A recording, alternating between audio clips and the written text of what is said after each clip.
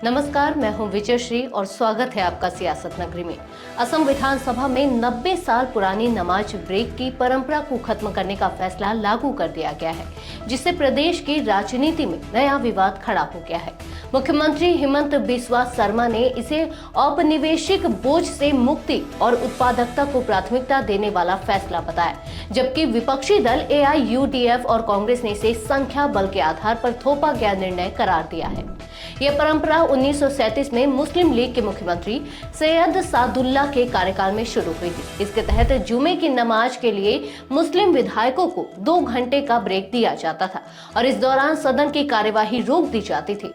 विधानसभा अध्यक्ष विश्वजीत दैमारी ने पिछले साल नियम समिति के समक्ष प्रस्ताव रखा था कि शुक्रवार को भी अन्य कार्य दिवसों की तरह कार्यवाही जारी रहनी चाहिए। यह प्रस्ताव सर्वसम्मति से पारित कर दिया गया और अब इसे लागू कर दिया गया है। मुख्यमंत्री हिमंत बिस्वा शर्मा ने इस फैसले का बचाव करते हुए कहा कि यह मुस्लिम लीग के जमाने की परंपरा थी, जिसे अब खत्म कर दिया गया है। हमारा ध्यान कार्य क्षमता पर है, न कि किसी विशेष वर्ग को सहूलियत देने पर। यह एक औपनिवेशिक बोझ की समाप्ति का संकेत है। विधानसभा अध्यक्ष ने इसे संविधान के धर्मनिरपेक्ष मूल्यों के अनुरूप बताया और कहा कि राज्य में समान नियम लागू होने चाहिए। विपक्षी दलों ने इस फैसले को लेकर सरकार पर निशाना साधा है। AIUDF के विधायक रफीकुल इस्लाम ने कहा, यह संख्या बल के आधार पर थोपा गया निर्णय है। विधानसभा में 30 मुस्लिम विधायक हैं, लेकिन भाजपा अपनी बहुमत का दुरुपयोग कर रही है। हमने इस कदम के खिलाफ आवाज उठाई थी, लेकिन हमारी बात को अनसुना कर दिया गया। कांग्रेस नेता देबव्रत सैकिया ने कहा कि अगर भाजपा सरकार सच में धर्मनिरपेक्षता की बात कर रही है, तो मुस्लिम विधायकों के लिए विधानसभा परिसर में नमाज पढ़ने की वैकल्पिक व्यवस्था क्यों नहीं की गई।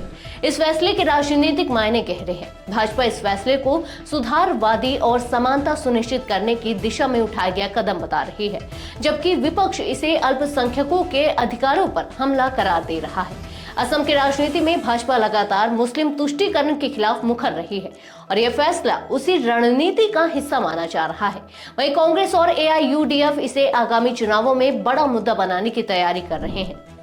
सवाल यह है कि क्या यह निर्णय प्रशासनिक सुधार का हिस्सा है या फिर बहुसंख्यकवाद की राजनीति का नया अध्याय। एक तरफ भाजपा इसे धर्मनिरपेक्षता का उदाहरण बता रही है, तो दूसरी तरफ विपक्ष इसे अल्पसंख्यकों के खिलाफ सुनियोजित साजिश कह रहा है।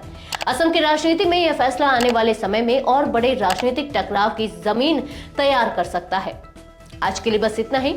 मिलते हैं एक और सियासी खबर के साथ, तब तक के लिए धन्यवाद।